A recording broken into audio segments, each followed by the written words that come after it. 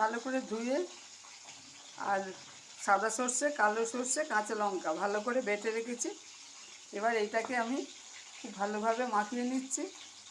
এতে আমি হলুদ, নুন আর সর্ষের তেল দিয়ে ভালোভাবে মাখিয়ে আমি মাইক্রোওভেনে বসাবো। ভাপা, সেই জন্য এতে একটু বেশি করে তেল লাগবে। বেশি করে তেল দিচ্ছি, তেলেতেই মাছটা আসলে ভাপবে। তার উপরে দুটো কাঁচা লঙ্কা দিয়ে ছড়িয়ে দেবো। এবার এটাকে আমি মাইক্রোওভেনে দেবো। এবার মাইক্রোওভেনে মাছ দুটো দিয়ে দিলাম। প্রথমে আমি 5 মিনিট দেবো, তারপরে আবার আমি 5 মিনিট দেবো। এখন 5 মিনিট পর আমি খুলে আগে দেখে নেবো হয়েছে কিনা। মাইক্রোওভেনে আমার ভাপা রেডি।